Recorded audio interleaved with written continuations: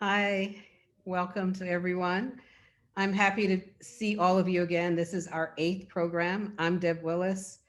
I, along with Ellen Toscano, Cheryl Finley, have organized this wonderful event. And thanks to Tom and Polly for helping to organize this program through NYUDC. This project has been a central one for many of us. And just to give a quote that from Frantz Fanon, says, "In the world through which I travel, I am endlessly creating myself." And this project is designed to make visible and examine motives for migration. And I'd like to turn the mic over to Ellen. Thank you, Deb. And again, thank you to everybody for joining us. As Deb said, this is the eighth of our virtual convenings of the Women in Migrations Working Group.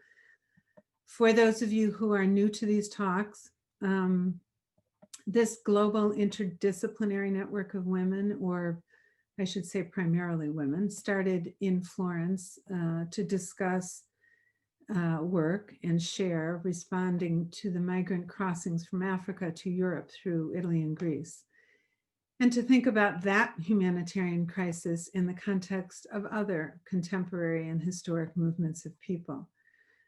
Now, in addition to the continuing global policy crisis of migration, we're in the midst of a global pandemic, an escalating tension about police violence and impunity, and the failure of the United States to fundamentally address anti-Black racism. Now, more than ever, the Black struggle in the United States is powerfully interlocked with immigration. So we're less than a week away from elections, which will determine the occupant of the White House, of course, but also the composition of the Senate and the House, as well as innumerable state and local contexts. And it's hopeful in a perverse way that the fate of 545 children separated from their parents by the immigration authorities of this country is a point of debate in the presidential election. It's hopeful and consequential that the morality of our official policy towards refugees and other migrants is on the debate stage. So these considerations of public policy are the context in which our artists work and think, and to which they continue to contribute so much in understanding, in insight, and urgency.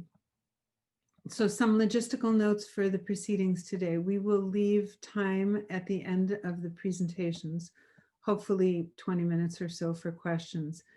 We won't, in introducing our panelists, we won't be presenting biographical information. It is on the NYUDC website.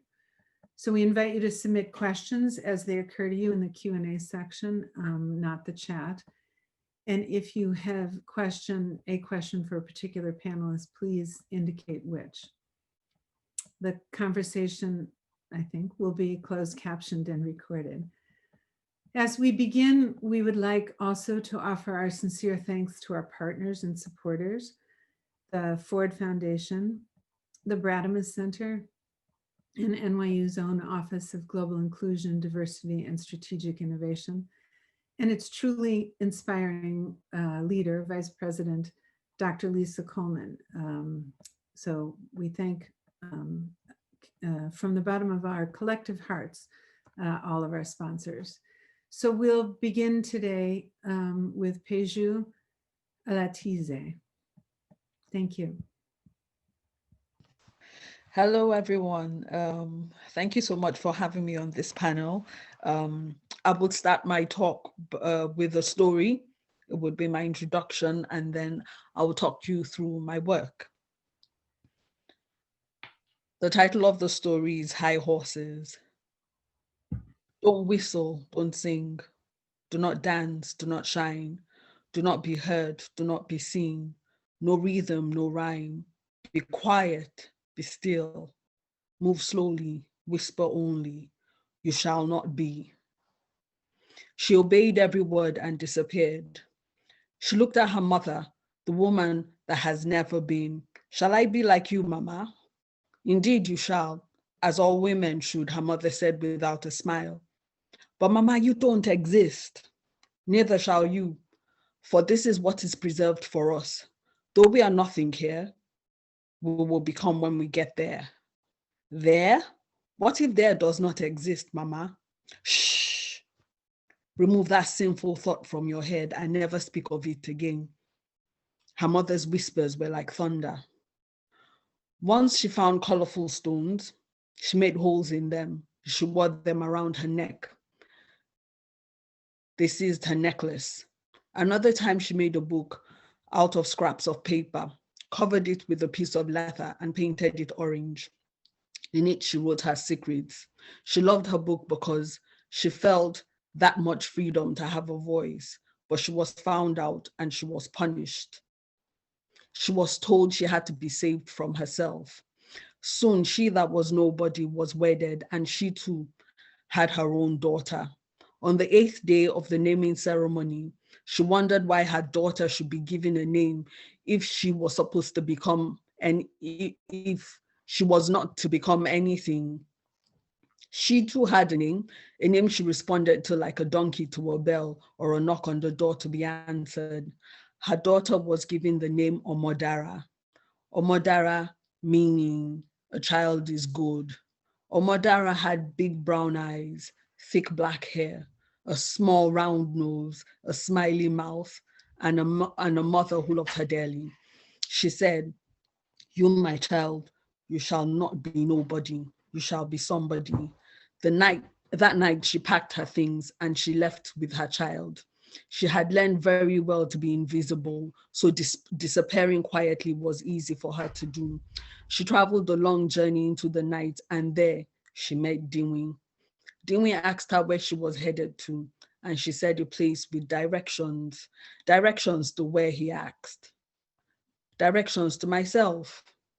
But you're nobody, he said in all sincerity. Well, in a place of directions, everybody's somebody. And if indeed I do not find myself, at least Omodara will never be deprived of herself. Oh, you foolish child. Your husband is still sleeping. Go home, abandon this quest. This might get you killed. It has killed very many before you. Dinwi implored. Then I shall die trying to find myself. She continued on her journey, and Dinwi followed. Then guide me, make me one of the lucky ones. Dinwi led her through a door where she found assistance, because we all need help. You already know that I'm from Nigeria, and I come from a very peculiar place. In recent times, we have an uprising of the youth. I don't know if you follow the news, but almost following what is happening in the US with the protest against police brutality. On this part, I mean, there's no racial bias.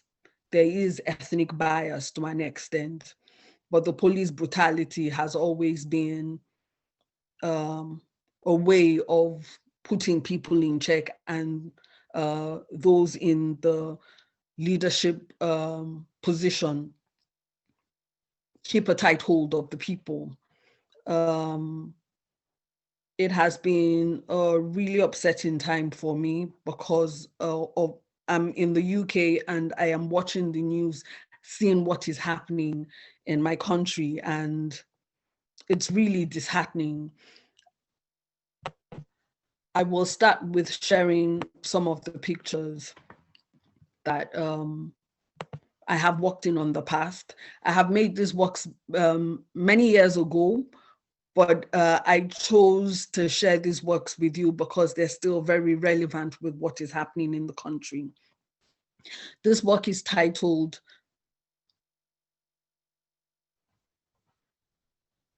Nation Interrupted. It's a piece where you have broken children standing in door frames, and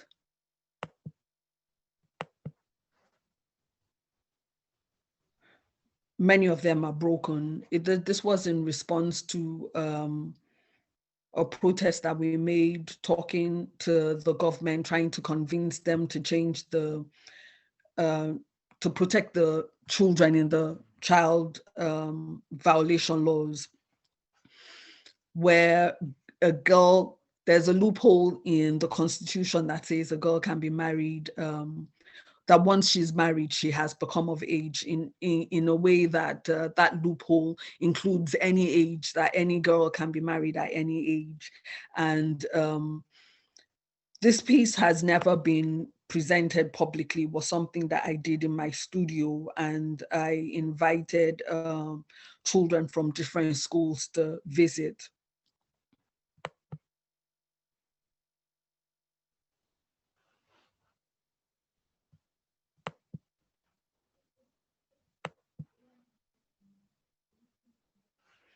The intention for the work initially when I made it was that they would be taken outside, and I was going to plant creepers all over the piece. Sorry, I'll go back. And plant creepers all over the piece and make the piece whole again. Well, it just was never shown publicly. This piece was the opposite of what I had just shown you of Nation Interrupted. This is called The Flying Girls, and this is a piece that is very dear to my heart. It is a scene from a book that I had written called Simi, The Flying Girls. Simi was a little girl that was traded at the age of 9 years old into domestic servants situation. Simi, sorry, I'm a bit nervous. Simi was a girl who dreamed half the time of being a powerful young girl where she could fly to the moon, she could be anything she wanted to be. And on the other hand, she was a 9-year-old housekeeper. So in the book, there's a part where she wakes up on the moon, and then she wakes up the shadows, and the shadows come to life, and they play with her and they rejoice with her. They share her pains, they share her journey with her. This was the piece that was shown at the Venice Biennale.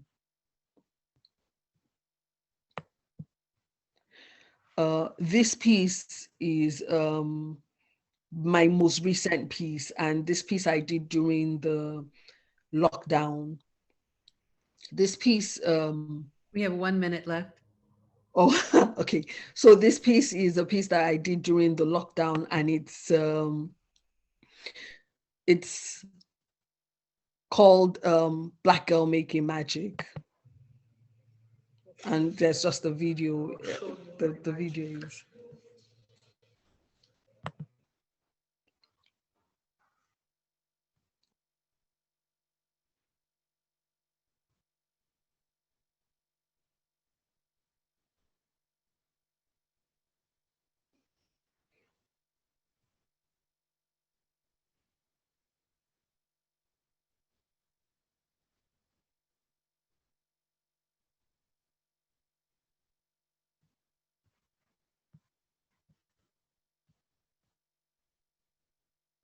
Yeah, this was in response to the image of a girl that I saw protesting in the US. And it was just a sad image, seeing a girl younger than 10 fighting an adult, being in an adult's arena, fighting for her own rights to stay alive. And I just wanted to do something positive for her and turn it around. Yeah, so that's my work. Thank you very much. Thank you. We have questions already, so we'll wait till the end. Okay. Okay. Layla? Yes. Hi, everyone. I'm going to share my screen. 1 second. Where did it go?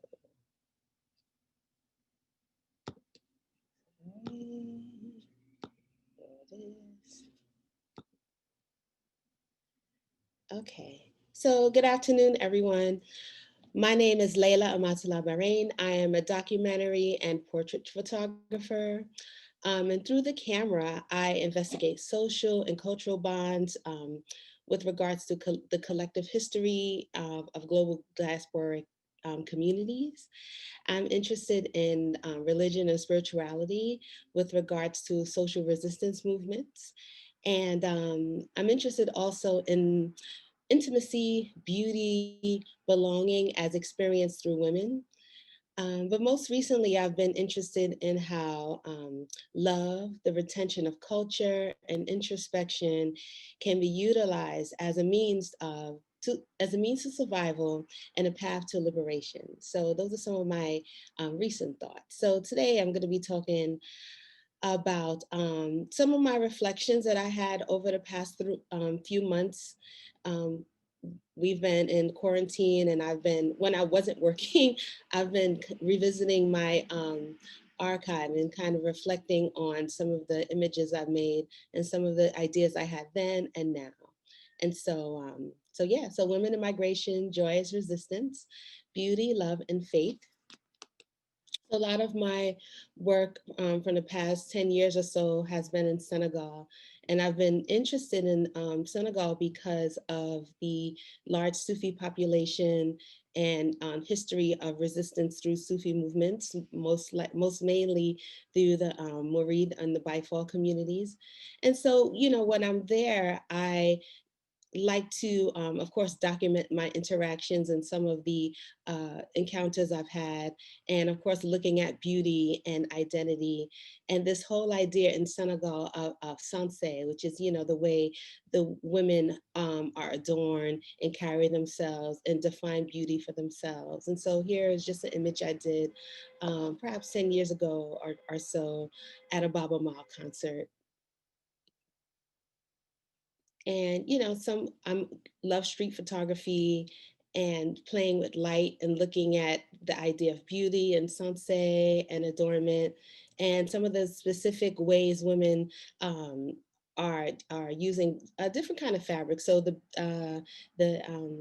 oh goodness, the name of this fabric, it just left my mind. But this fabric is used a lot in many of the garments in Senegal. So I love this image, and uh, like to photograph at night, and it looks so cinematic. So this is one of the images I captured, that I recorded on my camera. And so here it is again, just kind of showing the pride and the beauty and this kind of very sense of self and confidence in Senegalese women that I love and I was very much inspired by during my time in Senegal. And this was taken in Saint Louis. And one of my favorite activities and moments in Senegal is to attend the Fanal, which is the end of the year celebration in Saint Louis. And Saint Louis is the former colonial capital in Senegal, with some of the really interesting intersections of colonialism and uh, indigenous culture and ideas are presented there. And it's a very complex thing to witness. And so I like to revisit this event year after year, to learn and to engage and to ask a lot of questions about, what is happening and how people feel and how I feel, and revisiting history. And so, of course, looking at religion, here are women at the tomb of Sheikh Ahmadou Bamba, who was the founder of the Murid community.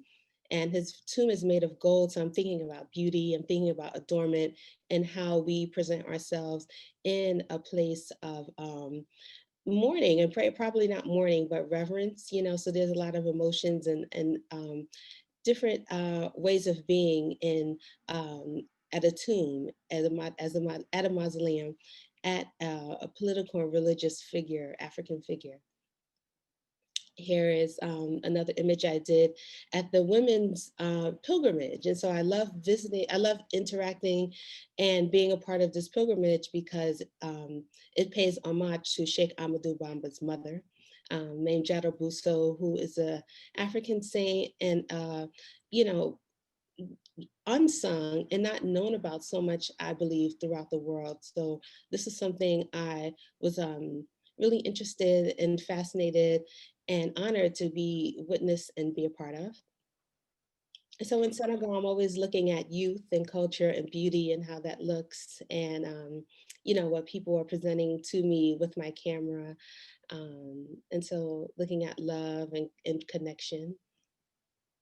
And of course, looking at photographs because,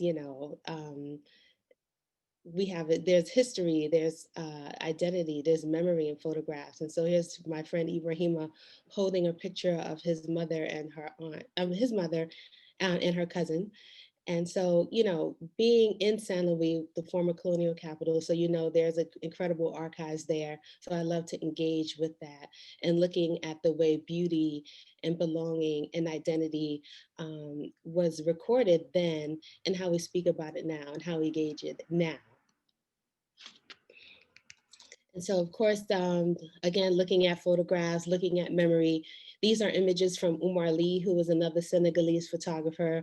I went to his studio in Podor, which is a city way in northern Senegal, right on the capital of Mauritania, just to visit with his sons because he had just passed away. And his sons was gracious enough to engage me, and we had very interesting conversations about his father's work in the archive.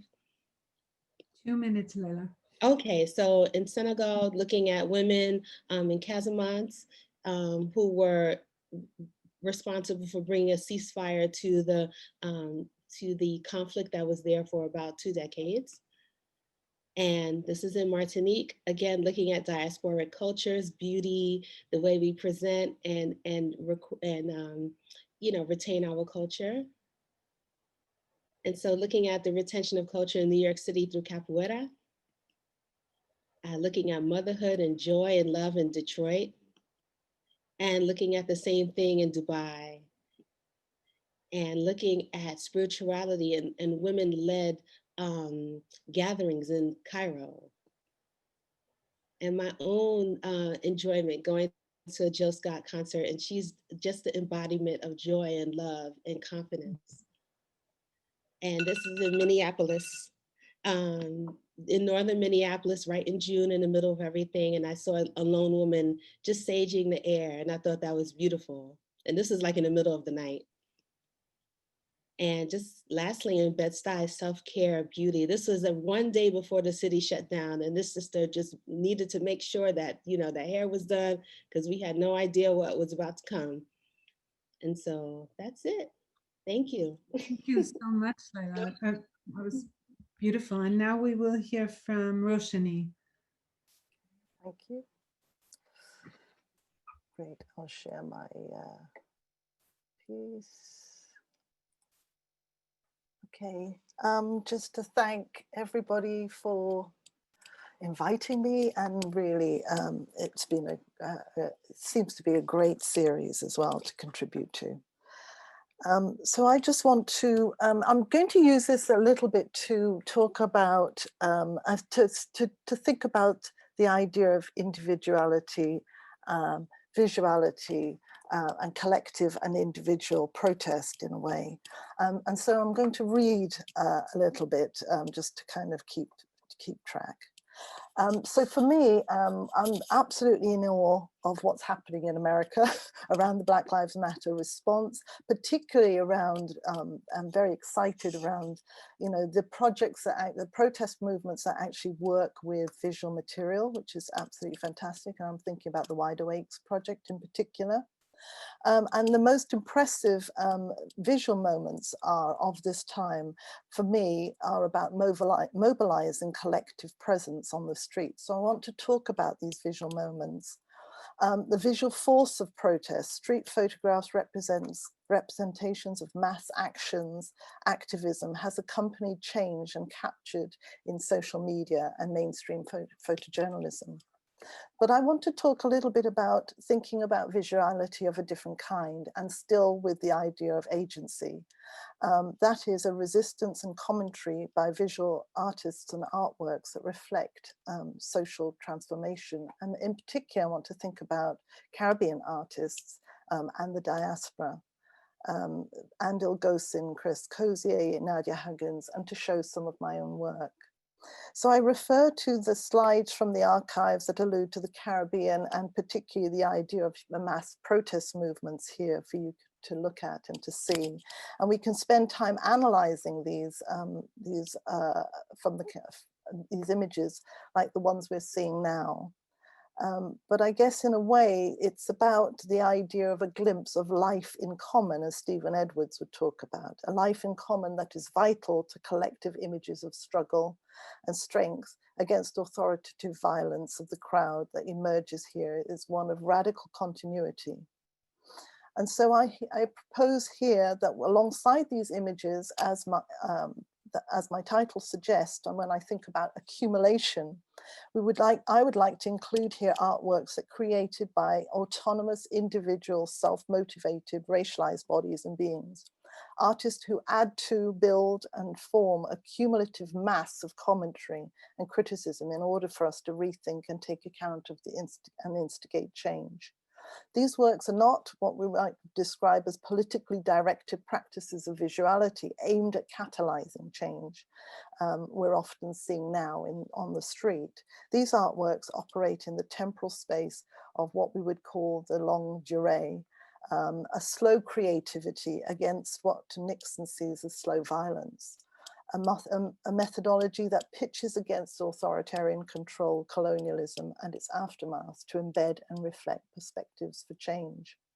And I'm thinking about Winter's description of the hybrid auto-instituting languaging storytelling species. So the artwork embeds a complexity of auto-formations, and I just refer to Andil Gosin's work here. I'm interested in the associations of the racialized body, such as the work here that we're seeing, Our Holy Waters and Mine, which he created in 2014, and the notion of the Kalapani associated with indentureship and as a metaphor for resistance. So the idea of retelling an interjection of self-contextualized frames of history, if you like. So here we see also performativity working with others to consider death and rituals and the loss and tragedy associated with it. I'm also thinking about Andil's cutlass, which appears committed to articulate different imperatives and aesthetics of the dual meaning of the cutlass as object on the one hand, evoking brutality and indentured slave labor, whilst on the other, a thing of beauty and adornment crafted in silver, a small and delicate brooch. I also include examples here of my own work, of which some of you will know, taken from the EQ Currency Unfolds in '92, and Presence, which is set within the context of economic and media spheres of magazine aesthetics, as a way of registering the stark reality of racism, slavery, brutality of its legacy. I think also about the artworks that addresses languages, such as the title, such as this piece from Lapping It Up, and the writing by Mark Matthews. You may not be able to read it here, where we're thinking about, in particular, Creole practices as languages of resistance, obfuscation, and opacity. And I think about Chris Cozier's work, the attack of the sandwich men, where he's got rows of packed sandwiches on the floor, no less, pierced by the Trinidadian flag, evoke the legacy of colonial companies, political bureaucracy and governance. Gas men reflects the dominant extraction of resources, oil, gas, in Trinidad. I am struck by the rhythmic, reoccurring notion of routine on the one hand, but on the other, expressions of irony, indecency, and riposte. Regimentation and heavyweight lifting of the gas pumps evoke a brutishness. You know, if them things does bite, and other pen drawings comprise of long and endless seams of most unreadable texts as poetry, as continuous prose, again, a sophisticated use of a hybridized, complex use of Trinidadian into an aesthetic of serpent-shaped formations coiled and stretched. It's almost as if Gilroy describes them as a becoming artificiality of humanity and the becoming of human of machines. In a similar way, Nadia Huggins' her craft of underwater photography not only captures the sensuous, playful experience of young people who spend time diving and seeking refuge in the sea below the water, as indeed she does, but it also extends the human form through a symbiotic relationship to what she finds beneath and in the ocean. She creates and shapes environments. Through her photography, Nadia actively decenters the figure of blackness to allow other things to flourish, a kind of mutism which you associate with being underwater in another more alien environment. The beauty of the underworld is captured and mesmerizing, introducing a fictional space of futurity. She captures the presence of people or something having been there, extracting herself and other beings from the environment.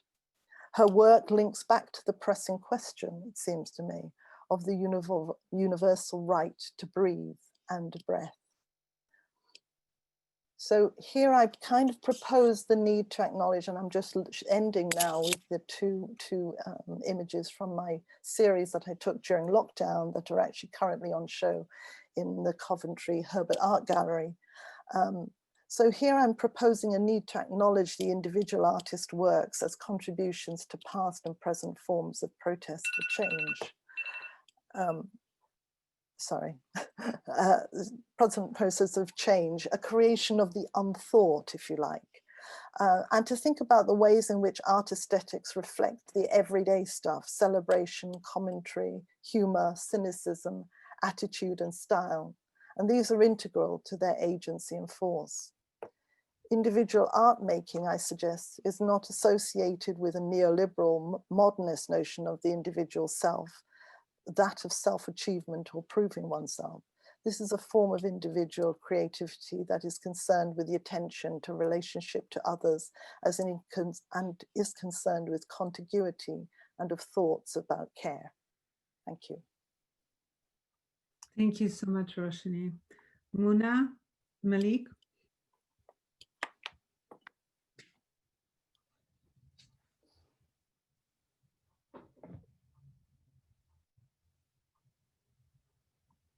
First.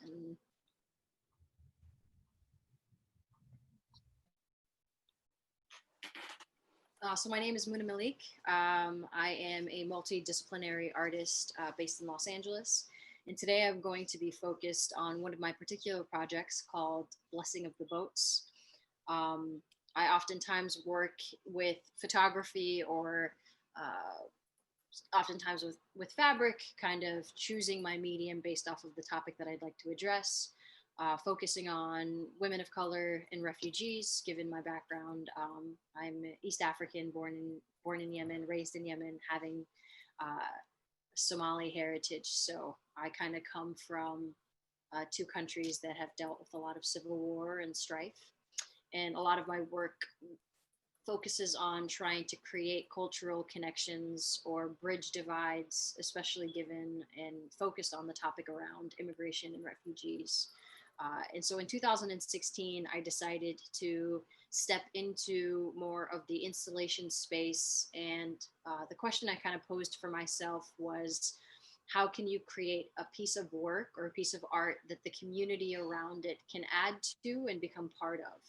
And how can you use installation work to kind of create a welcoming path into really tough conversations? So at the time that I did this project in 2016, it was the height of the refugee crisis, where folks were traveling from Northern Africa, Syria, and places in the Middle East to Europe using these makeshift boats, oftentimes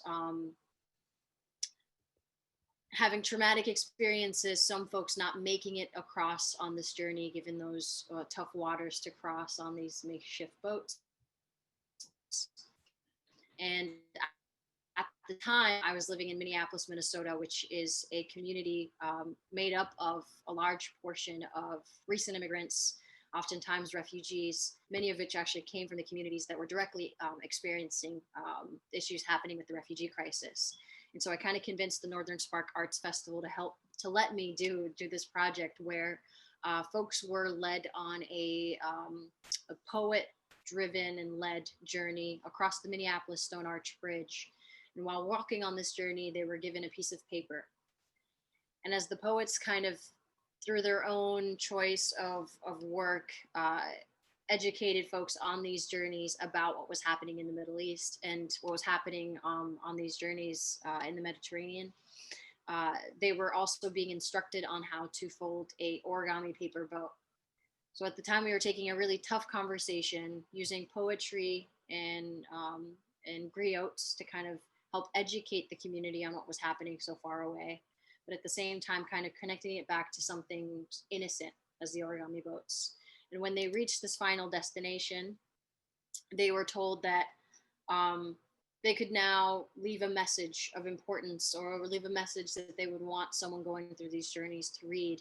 And they'd finally make it to the final piece, which was the actual boat, made up at the time of wood and stretched fabric to kind of resemble and create a vigil for the lives being lost. And so they added their messages onto the installation. And over a span of 12 hours, the messages continued to grow. What I wasn't expecting initially was for folks to have connected with the piece so much that they decided to stay. And over the span of a few hours, what trickled from a few hundred people kind of got to be around a few thousand that all stayed within the installation grounds, and kind of it turned into a vigil. And so that piece kind of helped me realize what interactive sculpture can do, the power of art that you also can take part in. And so it led me to continuing to expand on the project. And earlier this year, it was the second iteration of the piece, just before the coronavirus shutdowns, about I think 2 weeks beforehand, where I invited guests to a few weeks beforehand, where I invited guests to my studio to kind of partake in a similar experience, but a lot more private. And the conversation was really similar. What message would you want to give someone going through the journey of that was either a refugee or someone wanting to immigrate to the United States or somewhere abroad in search of safety and hopefully prosperity? And in a very different way, because of the smaller setting, folks that came to the studio kind of spent quite a lot of time with the piece. It was a very internal dialogue for most folks, but because of the fact that folding a paper origami boat can be difficult if you've never done it before, or maybe the instructions aren't easy to follow. So it kind of forced folks from having this very like intimate internal experience into asking for support from those around them. And it turned into a really interesting commentary on what it felt like for people to walk each other through this experience, but also kind of communicate to one another like what they were writing down on these pieces of paper. Knowing as well that all of the messages left would then be archived by myself and then turned into booklets that would be sent to different refugee camps around the world. And so the piece kind of continued to grow, and it made me realize how this really intimate experience is very communal and does connect you to this bigger community. A lot of folks that had come to the studio, I had only invited about 40 or 50 folks. A few hundred came over the span of a few hours again. All of which that people that I'd never interacted with beforehand, that had heard about the installation in one way or another and wanted to come and be a part of this project. And it kind of taught me how the sculpture, as far as the project is concerned, the sculpture is really just the beacon. It really just holds space in order for the real true meaning of the entire project is people's messages. And what would it look like to continue to evolve this project? And fortunately, given the shutdown and everything that's happened this year, I was able to partner with the Lower Manhattan Culture Council in New York City to develop the latest iteration of the Blessing of the Boats project. You know, after about 6 months from the first of this year to now, I was able to produce the third iteration, which is actually made out of stainless steel and mirrored glass. And the sculpture itself was to kind of help folks specifically in New York City evoke them and spend time reflecting on not only all the things that have happened this year, but how they themselves can fit into this greater narrative of creating a better and more inclusive society. What does it look like when, after a year of being isolated in one's home, what does it look like to invite folks to a public setting that's socially distance friendly, and kind of ask them what role they will play in developing a better community, a more connected community where everyone can thrive. And again, asking folks to work together, and fold these paper boats. It's fun to see how kids kind of quickly interact with the piece in a way that adults are kind of a little bit standoffish, or kind of have a hesitation. But once they realize that they themselves are now asked this really important question and have to kind of work with their kids to really talk about what we're going to do moving forward, given that their futures are really what's at stake, what does that end up looking like?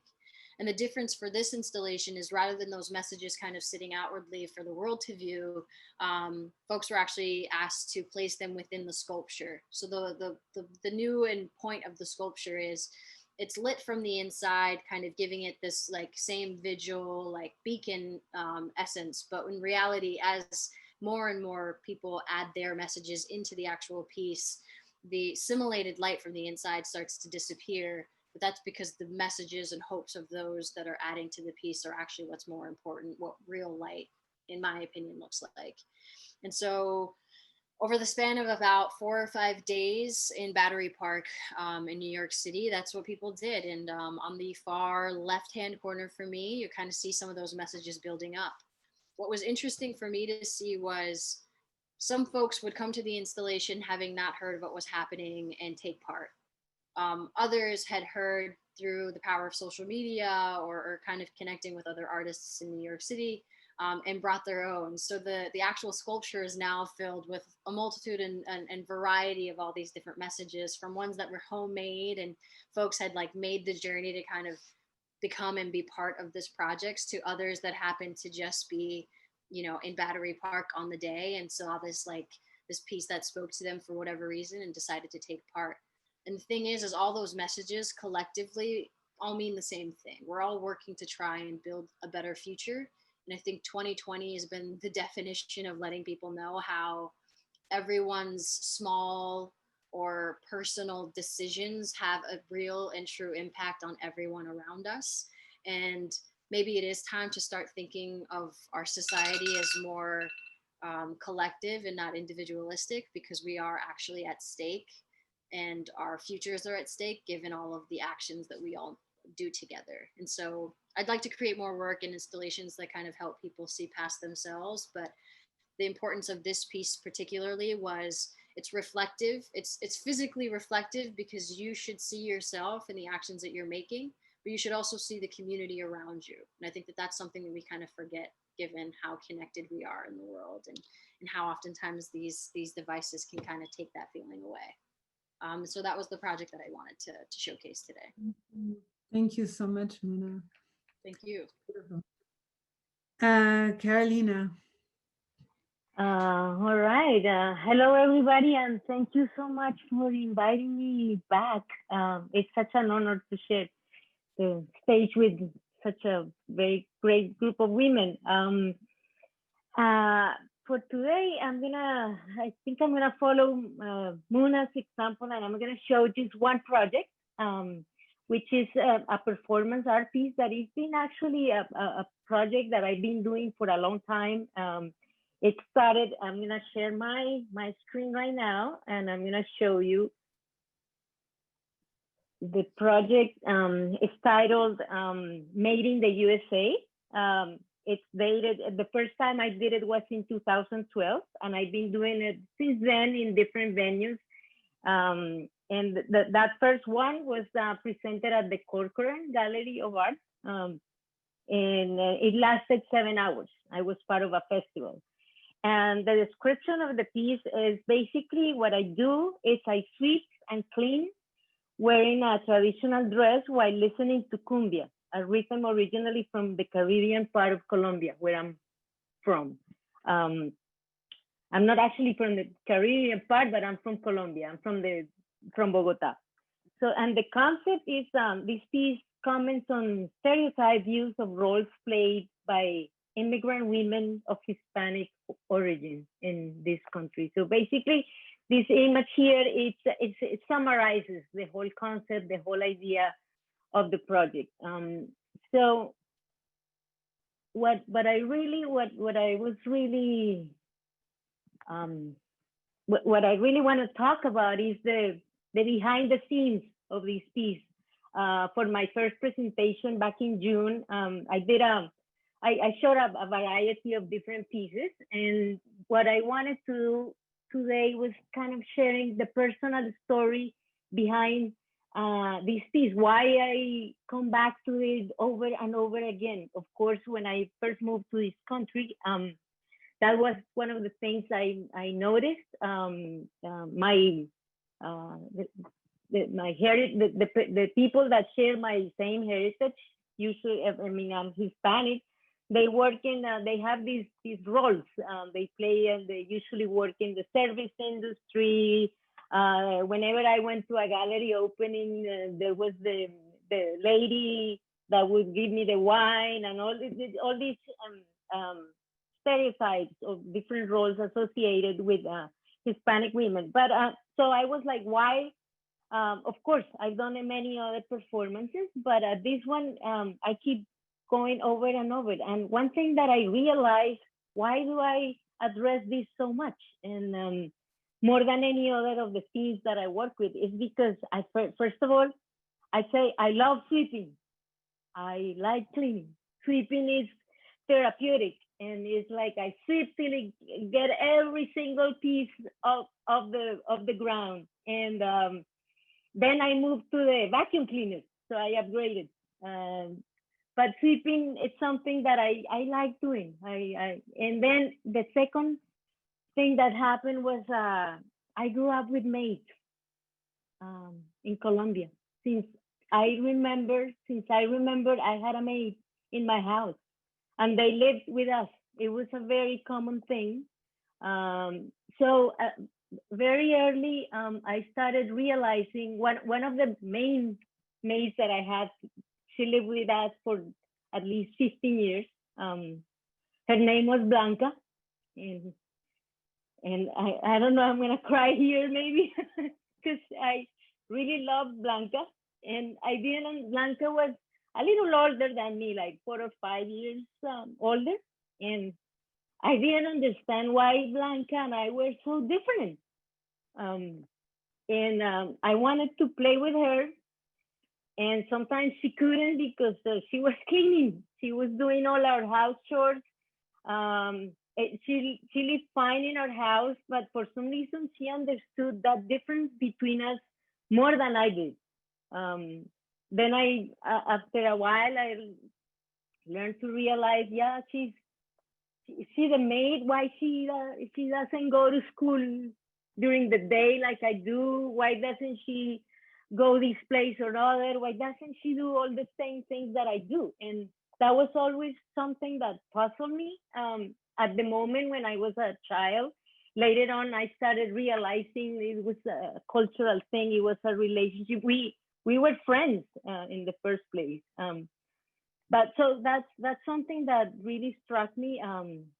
Then we used to go to this summery house with my grandparents, and there was a girl there. Her name, those two girls were very important in my life. First Blanca, but on some vacations, my parents sent me with my grandparents to this town in Colombia called Espinal. It's a really, really hot town. And so there was a girl there where we stayed at this house, and they had a little bodega, like a little tienda shop where they sold things. And she lived there with her grandmother and her mother. And they had this place where they sold different things, and I think they served lunches or something. Anyway, she had to clean everything afterwards. And again, she was actually, I think, my same age. And so Clotilde, when I went there, all I wanted to see was, where is Clotilde, because we need to play. And then it was again the same thing. Why can't we go play? Because I need to clean first. And I was like, I help you. And she's like, no, you don't help me. She wouldn't let me touch anything. So I felt uncomfortable with this relationship, but it was natural in a way. So that's probably when I came to this country and I kind of understood why I wanted to go back to this piece again. And I think I find it a little, I think it's a way to, I feel maybe guilty of this relationship. And when I came here, I found myself in a shock of why did I do this? It's not like I did anything bad. It was a common thing, but I wish I had understood that relationship a little better back then. And so that's why I keep doing this piece over and over again. And it's very important. It's a very important part of my artwork, as much as I do other things, installation, art, and all this. But this performance is very influential. It's been very influential in my career. And one thing a couple more things that I wanted to share with you is some reactions that people have had with these performances. That first one at the Corcoran Gallery, I was amazed by, and by the way, I'm always amazed by people's reactions in this city of Washington, D.C. I've been showing my work for a little bit here, and it's always amazing what people can put up with. So thank you so much for going and coming to all my stuff. But one of the reactions there was one of the organizers told me afterwards that somebody stayed for the actual 7 hours of my performance. And I thought that was unbelievable, how somebody could sit through the whole thing. I never found this person to thank her or to think why I was very curious, but I thought that was very shocking. I had another reaction at that same venue, because when I do this performance, I play music. I play traditional music while I'm sweeping, so everybody's listening to the music. And when some Colombian family came, and they thought there was a party going on at the Corcoran Gallery, because they heard the Colombian music, and they saw me, and I was sweeping. I also switched from sweeping to spraying and scrubbing the floors. So his family got really offended because they told me that I should be showing, the values of our traditional dress or traditional rhythms. I should be dancing. I should be promoting our culture as opposed to showing that side. So it was I couldn't respond right at the moment because I was doing the performance, but I thought it was very interesting how they interpreted that. Sort of like I found it a little bit of, I was just showing what happened, not just the happy side of the story. I wish I could just show the dance. I did a little bit at the end, but the story was not about that. So that was an interesting, when in the other reaction, I've had pretty funny reactions when I saw it in Chicago. It was an art opening. It was much shorter, just like a couple of hours, the duration of the art opening. And then people would ignore me. I was sweeping literally their feet, and they were looking at other artworks. I was like just sweeping. Nobody saw me. And then I was like, why? One more minute. Okay, now I'll wrap it up soon. So that was another reaction. I figured it was kind of guilt. They preferred to ignore than addressing the issue. And it was a similar reaction I had in Montreal by another Colombian person that thought the dress, the way they described it in the work, it was a uniform, and it kind of really was.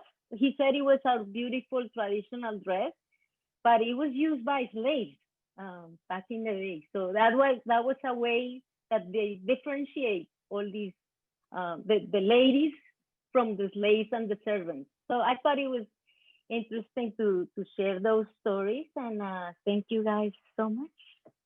Thank you very much. We have one more panelist. I encourage everybody in the audience, if they have questions for our speakers, to begin to put them in the Q&A, and we'll take them at the conclusion of the last talk by Kiana. Thank you, and thank you, Deb and Ellen, for having me today.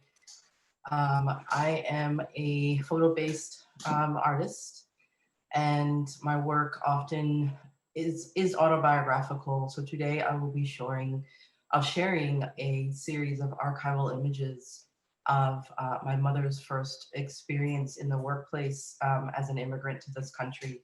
I'm going to be sharing a slideshow of the images with you, where I've kind of juxtaposed her images on the right with some stills from the movie 9 to 5, which is a movie that came out in 1980. And I will also be reading an essay that I wrote about these images.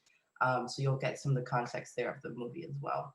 The essay is titled "Toward a History of Women in the Work of Color in the Workplace." And it's kind of fitting that my work follows Carolina's, because I'm also sort of talking about labor and migration here.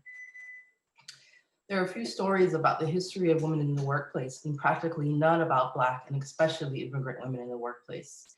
This realization struck me during the recent discovery of vintage photos of my mother circa 1969 as a quote-unquote white-collar office worker. As I look at these images and digest every detail of this bygone era, I can only wonder, what if the movie 9 to 5 were remade with women of color? Originally from Panama, and after a brief stint as a nanny in Puerto Rico, my mother emigrated to New York City to pursue her dreams of living a new American life. She followed in the footsteps of two aunts who had already made their way there a decade or so earlier. One worked as a seamstress, hairdresser, and homemaker, while the other was an operator with AT&T, an exclusively female trade since the 1880s. When my mother arrived in the late 60s, New York still resembled the glittery and glimmering big town she might have seen in movies like Breakfast at Tiffany's and The Odd Couple. For her, life in New York City as a Central American immigrant was feasible, promising, and mostly exciting. That's my mother on the left there. After working in a perfume factory, where she sometimes bruised herself on the job during mishaps on the assembly line, my mother gladly accepted a sales position in the offices of the Rugal Trading Corporation, a hardware wholesale company. She was referred to the job by a friend with whom she had attended at an English Language Learning Institute. That's Amalia, who's the woman on the right, top right. Rugal's offices were located on Northmore Street in what's now called Tribeca, on a block of other dirty warehouses that will also host to numerous art studios and discotheques. Of her time at Rugal, my mother recounts fond memories with other workers of color, mostly African American and Latinx from Puerto Rico and the Dominican Republic, or Santo Domingo, as she says. These in-office portraits of her were taken by a coworker named Nat, who wasn't a professional photographer, but always had a camera in his hand. In each photo, I am taken by my mother's keen sense of style, elegance, and sophistication. As a child, I observed and admired these aspects of beauty in the Black women around me, on the streets and subways on their way to work. Emigrating to a foreign country by herself and eventually having to raise a child alone while working full-time was a necessity for my mother. Being a working girl was a source of pride for her and a crucial part of her identity, not some sexy on-screen role. I remember admiring her typewriting skills as a child while watching in awe at the speed with which her fingers ticked away on those IBM computers. When it came time for me to develop my own typing skills, this time on an Apple Macintosh Classic II computer, I already knew where to place my fingers on the keyboard and tried hard to beat my mother's own 80+ words per minute speed. All those years I accompanied my mother to her office, I was learning how to work.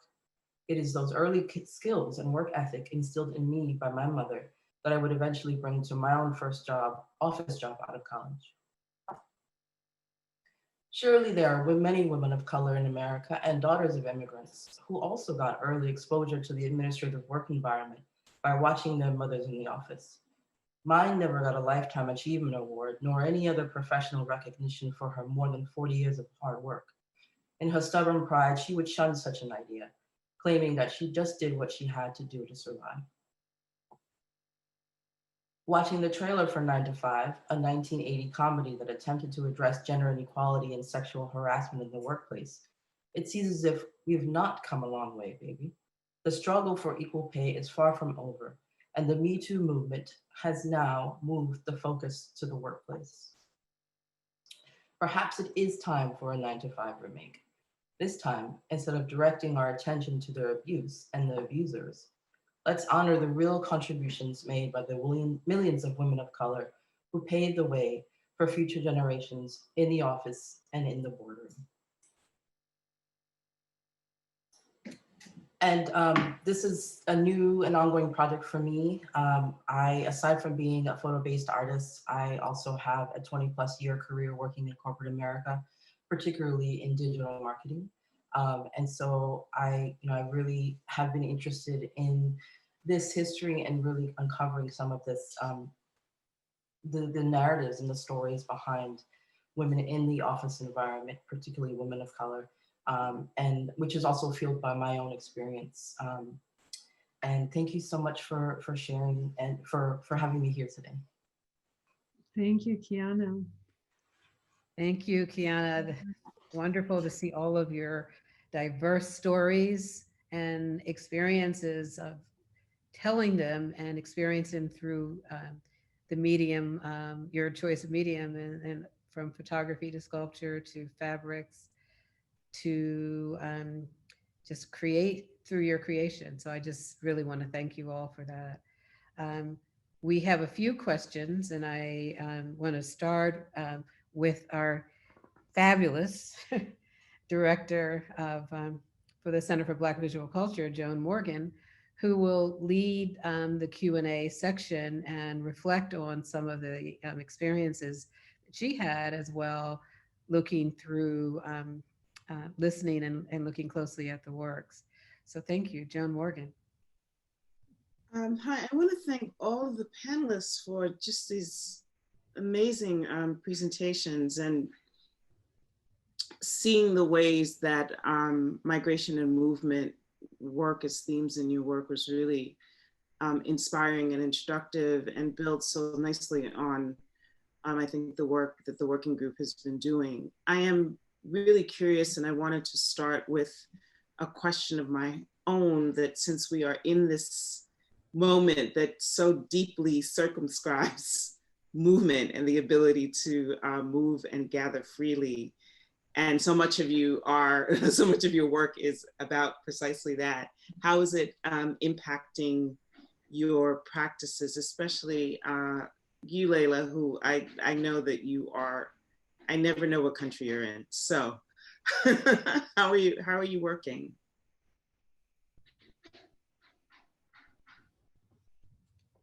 You're muted. Yeah, that's a great question, and it's great to see you, Joan, and to see everyone. Yeah, it's really been an interesting moment for me, due to the fact of everything that you said. Our movement has been restricted, but then the movement of the mind hasn't been restricted, and that's what I enjoy the most. Just kind of movement in my memory and recovering some of the things that have been repressed in my memory, not on purpose, but just, life goes on and you accumulate all of these experiences. But the movement of my mind and the movement of a conversation and speaking and interacting and revisiting my archive and thinking about, the ways of, why I created, why I composed that way, and just all of the thoughts I was thinking then, versus what I'm thinking now. And even I have been traveling because I've been working, I was in Minneapolis and Louisville, and I was in Jamaica as well. And so it's interesting to travel during the time when we can't quote unquote travel, and thinking about the places, you know, what's necessary, where is it necessary to go and move to, and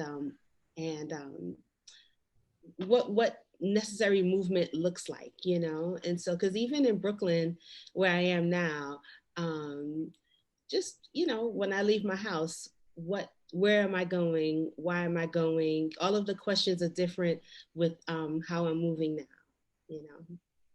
So, thank you. I'm still thinking about that. That's a wonderful question. Thank you, Joan. Thank you, Layla. Was there anyone else that wanted to address that? Okay. I think it's important. If Feju, if you could, as a sculptor, I'm curious about that. And Muna, just to think about that. In my case, I mean, the lockdown caught me in Lagos, and I mean, it was pretty severe. I was not able to do anything. At the time, we were preparing work for Venice Biennale Architecture, and we had to shut the whole studio down. And the minute the lockdown was eased a bit, I went back to the studio, made new work. I was trying to explain during my talk, there was a photograph of a little girl that I saw protesting in America, and I felt she didn't deserve to be there. And because I have also recently become a mother as well. Being a mother for me just opens up a whole world of vulnerabilities that I never realized. So it really hurt to see the little girl there fighting on the streets. I think she must have been about 6 or 7, and you could see the passion on her face. And in Nigeria, we also had our own cases of children going hungry. I mean, it allowed me to bond with my kid because I couldn't get to the studio, but it also exposed me to a whole lot of things happening around the world and in my country as well. The children called Al-Majari, who they've never lived in houses. I know it's strange to say that they're kids that have never lived in houses.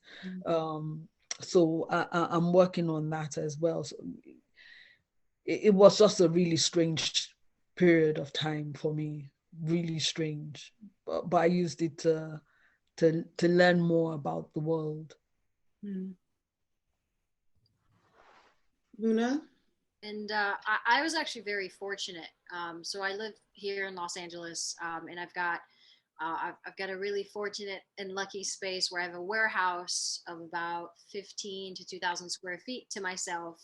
That sometimes I share with musicians, but the music industry has gone very silent over the last few months, and so I've basically had this large warehouse to myself. So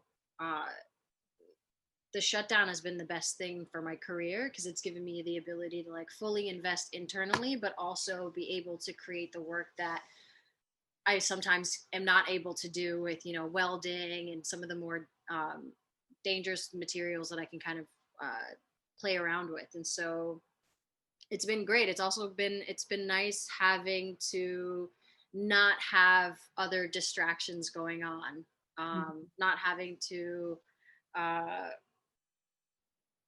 you know, attend anything has been great for me. And so I've just been using this as an opportunity to learn as much as possible. I've been lucky enough at this point in my career to not have an MFA, and I've kind of used the last 6-7 months as a way to kind of make a pseudo version of that for myself, of studying often and focusing on work in the studio and using my friends and mentors for critique opportunities. But it's also kind of highlighted how beneficial an actual MFA program is, and maybe what that schooling could look like in the future. So it's sparked a whole lot of new pathways that I could go on for me. Thank you. Rashini, I wanted to before I go to the Q&A box, I wanted to ask you a question about a comment you made early in your presentation when you were saying you were struck by the role of the visual in this current protest moment, this massive global protest moment. And I was wondering if you could say a little bit more about that, particularly why you think the visual is playing such a prominent role. Well, thanks for that question. It's really great to hear that. I mean, I think that the visual has always had that kind of role in a way, but I think the idea of how when something happens on the streets in the way that is happening across the world, there is something about the visual and the importance of adornment and the idea of presenting oneself in the street that I think is often where that visuality comes from. And so for me, that comes from something as playful and but with a different kind of different levels of meaning of something like Carnival in Trinidad through to, you know, where costume and adornment and a heightened visual sense of appearance and visibility becomes absolutely key. And so for me, seeing it on the street in a way and you know, during this time of protest is absolutely fantastic.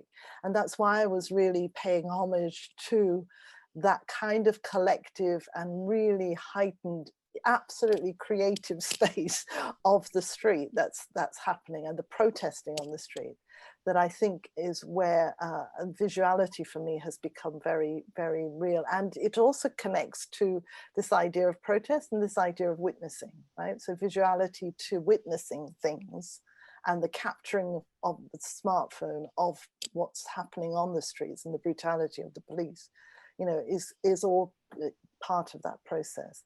So I wanted to, you know, Stephen Edwards is one of the few people that I think writes a little bit about this idea of street protest and the idea of the potential for collective protest. And I just wanted to kind of touch on that as being really the moment of expression for me that I can see at this point in time. But on the other hand, in the background and at the backdrop, I can see this kind of long cumulative kind of work that folk have been doing individually in the same way that, you know, we've seen this evening, that actually is also contributing to a different kind of visuality. Thank you. I'm going to go to the Q&A box because I think there are 2 new questions there. Paige, what materials do you work with? And that's from Christine Breslin. So I work with all kinds of materials. It depends on the narrative. The narrative will choose the kind of material that I would work with. So I work with materials like resin, stone casts.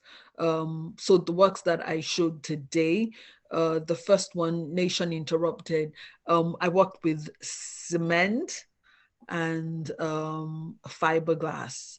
And then for the Flying Girls, that was granite stone casting with resins and metal.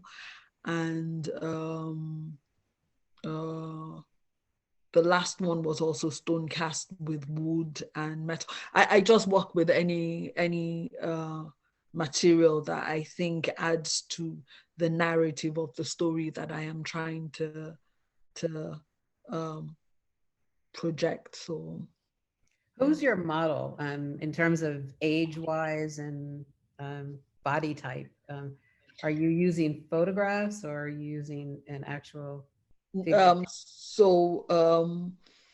Yeah, so in the studio, around the environment that I work in, the kids there that are very happy to pose for us, and we photograph them when they're off of school. So we get them like Friday evenings or over the weekend, they sit for us, and then we photograph them, and then we work off the photographs. There are a lot of projects that I do that are with children between the ages of 7 and 13. And then other times, I mean, I use I mean, there are artists that also pose for me. Some of my colleagues also come to the studio, or I go to their studio. Some of my studio assistants. I mean, anyone that I think is good for the story. We have a question here, and it's from an anonymous attendee. I'm assuming, because it's not directed to a particular artist, but I'm assuming that it's for Carolina. Have you developed programs for young girls to address the disparity experienced in your younger years to motivate empowerment?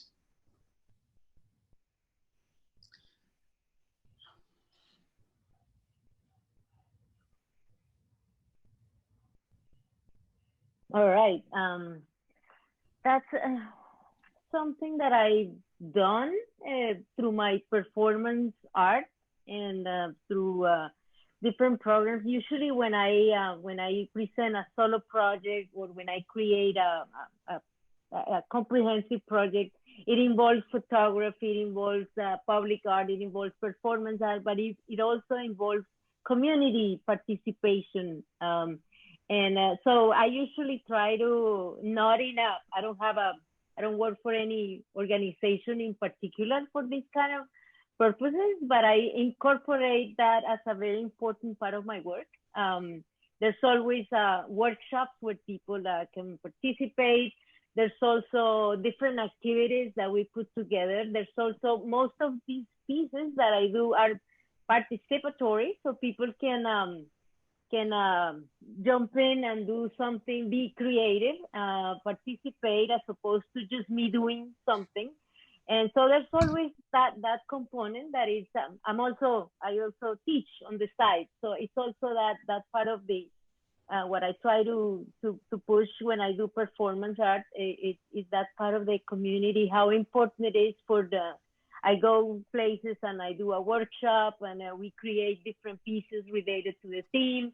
So it's not something that I do on a daily basis, but I usually incorporate it as part of any project that I have. I actually have a project coming up in January that is all about community participation, artist participation. It's kind of like a collective experience as opposed to just me doing my work. So it's gonna be very interesting. I'll keep you posted if you wanna join.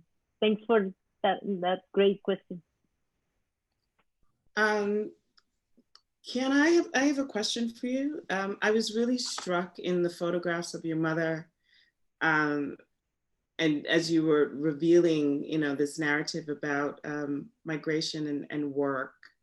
I was really struck by her sartorial practice. She was quite fly. And so I was wondering what role you see, and if you're interested in exploring more this idea of presentation and fashion and the sartorial. It seemed to me she definitely spent a lot of time thinking about how she entered and how she looked when she walked into the space. Yeah, she grew up with Motown music, really, and despite growing up in Panama, her father was a musician, so she looked to Diana Ross and all these beautiful Black women as fashion figures and inspiration, she always mentions how they would sing these lyrics, even though they didn't really know English. They would be singing these American lyrics, American songs. But yeah, I was named after a fabric. I was named after a fabric created by DuPont in the 1960s, of which I've done other bodies of work about as well. So fashion has definitely been a recurring theme and thread in my family and in our relationship as well. And I think it's also really important. I think the workplace was, a place almost like a runway, was a place to also be fashionable and show how cute you were.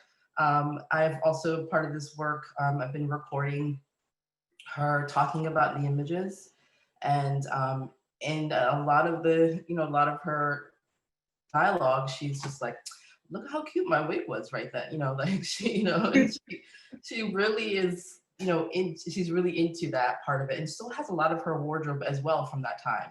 She just can't let go of it for various reasons that we don't let go of clothing, right? So yeah, it's thank you for that fun question. It definitely, I'm super interested in fashion, just having a name that was part of fashion history, and hopefully we'll work more with textiles as well in my work. I was actually going to ask you about your name, so thank you for sharing that, because I remember the Kiana Fabric and the dresses. Oh, awesome. I don't remember that. So Sure. can you talk about that? I don't remember, Kiana. What fabric is that?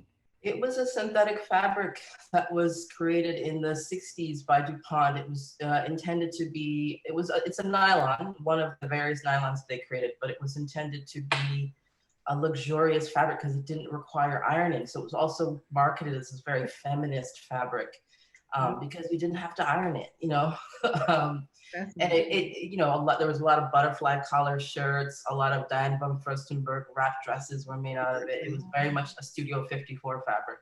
I don't know if the Brooklyn Museum has any of it in the current show, but yeah, it died out because it was too, you sweated, too sweaty. Right. It was the disco dress fabric. I remember it, for sure. There's a comment about work in the chat that I'd like to find. And it's for all the panelists. It's interesting to observe in the presentation what is often called women's work. I reflect on my youth working as a cleaning girl in a children's school, as a fish cleaner in a fish factory, as a human paper piler in a paper filling plant, as a door-to-door sales girl, as a laundry handler in commercial laundry, as a floor sweeper and a mopper in a community club, as a vegetable picker in a neighborhood garden, as a sales clerk in a furniture store, in a baby and childcare, and at a number of other jobs. Women's work touches all parts of society and all people. I thought that was a really beautiful comment, and also speaks directly to Carolina's work, especially when you talked about who is visible to us and who is not visible to us in terms of performing this labor. And then in Kiana's work visually elevates a kind of labor because your mother is so visible in those photographs. But did anyone else want to make a comment on or respond to this comment? And just to follow up, if any of you have questions to each other also in terms of putting this panel together, I just thought that the stories overlapped in many ways, exploring the workspace, but also the idea of dreaming. I mean, all of you have created work that has an ethereal, but also embraces the idea and challenges the idea of dreaming. And, like we know specifically through Peju, because she creates that space, but all of you have created a space about dreaming. And then Layla, if you could also talk about what fabric that is that Tom mentioned, that I don't know. we have about 10 minutes left, I think. Yeah, just quickly, I'm really not sure why I forgot the name of that fabric, but it's bazin. And I have tons of it here, and I encounter it, of course, throughout my travels in West Africa. But that was the name of the fabric. It's a cotton fabric, and it's stiff, and it's when you first get it, it's stiff. But these beautiful garments are created for both men and women, and as time goes by, it softens up and it bellows, and it's really beautiful, and it's so cultural and it's so specific. And so I just always like to highlight that in the creations that are made from it in my photos. Thank you for reminding me of that, to mention that. I'll just pitch in here. I mean, I was really struck. I don't know. Recently, Trudeau, the Canadian Prime Minister, he was saying that COVID really sucks, right? So he was using that as an expression to really kind of vent a frustration around our restrictions. And it really struck me about, on the one hand, you know, people talking about the workplace and this idea of your Kiana, your mother in her amazing clothes, and how that might be gone, right? So, you know, how do we actually, people who really love to dress up, I don't know about you, but I end up with my COVID clothes, right?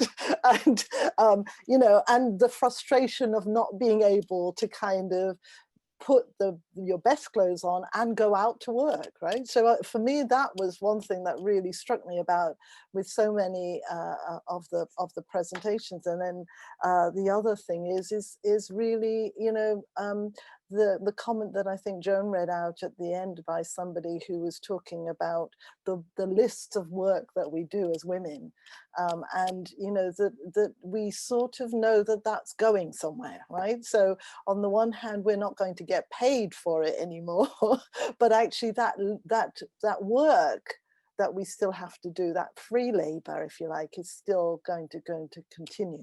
So for me, those two things really struck me about the presentations. And then, as Debs is saying, about this idea of imagining, of inhabiting a space of futurity and thinking about the future in relation to that. But I also just wanted to ask people really about this idea of a change, right?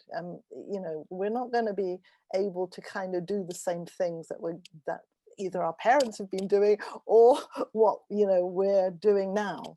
And I just wondered how people were thinking about that kind of, for me, it's been really about thinking, what is it I'm going to make now that's actually going to kind of still be meaningful, but also that actually doesn't require me to kind of travel as much, or doesn't require me to kind of think about different spaces and thinking about green things and electronic things, all those kinds of other things as well. So I just wanted to see what people felt about the changes to their own practice that they were thinking and imagining might happen.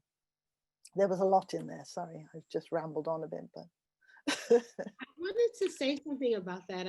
You know, we were talking about women's work and change, and one thing I noticed this year, of course, obviously, is the amount of photography that Black women produced with regards to documenting the uprisings and the way that photography is in the public eye. You know, because we look at uprisings in the past, and we know who documented those events, you know, just going back and, you know, looking at like events like Yusuf Hawkins and you know, some of the uprisings in Detroit and LA. And I'm sure that there were women documenting that. But the public hasn't seen those works, but this year, you know, we have in each city almost Black women photographing, documenting, and really more importantly, those works being published and being engaged by viewers and consumers, you know, all over the world. So I really think that's really interesting to think about going forward as we look back at, you know, what was recorded and what's being archived in 2020 with regards to Black women authoring and interpreting the events of this year. Just wanted to share a last thing. How many minutes we have, Ellie? A couple of minutes of going back to that beautiful comment in the chat about labor and women's labor, and how one thing that happens, I guess, to all of us as artists is that we carry our culture in our personal lives, right? It's part of ourselves. So what happened to me, for example, I only realized all these things about my relationship with these friends of mine only until I came to this country when I moved here. That kind of like opened my eyes, like, wait a second, this is what's happening here as well. So you feel, as an immigrant, I feel, and I've been here for 20 years, I kind of like from there and here at the same time, but you also feel the need to voice, not only my experience, but everybody. It becomes that personal story. I want to make sure that people know about it, that this is happening. And so that's why, that's also another part of you carry the weight of your culture in your arms, in your back, and sometimes that's pretty draining too, right? I just wanted to share that this pandemic is really affecting women in the workplace, particularly immigrant women who are working in the service industry. And it's, certainly these women who are also possibly mothers and child caregivers. And so it's going to be really interesting to see what happens in the near future, and how women might have to pivot to other forms of work in this time. Okay, Joan, do you have any other responses at this point? So I'd like to say thank you to everyone for these wonderful presentations and more for us to think through. Cheryl Finley, one of our co-organizers. Thanks, Ayana, for your wonderful word. Do you want to add anything, Cheryl Finley, as we wrap up? Hi, thank you all. It's really great just to see the presentations. And again, at this point in our series on women and migrations, having begun in June for the month of June, and then moving on in August this summer, all amidst the pandemic that we're all experiencing. And then now here approaching the month of November and things that are happening globally, not just in the United States where some of us are, but elsewhere globally, with regards to politics and the pandemic, to be able to have this conversation about each of your practices, I think really elevates our minds and our hearts and our souls, and really brings to a sharp focus the importance of the work that we're doing and the importance of considering the role of women and migration going forward as we contemplate these really difficult questions coming up over the next several weeks and months of the year. So that's what I'd like to say, and just say thank you so much again for your work, for your thoughts, and for being so powerful in each of your own fields, and addressing these questions and issues going forward. To please keep up the good work, and we look forward to continuing the conversation the next time. Thank you. Thank you. Thanks so much. And we will end today, and bless all of you. And the panel will rejoin in the second link. Okay. Thank you. Thank you. Thank Thank you. you. Bye. Stay safe, right?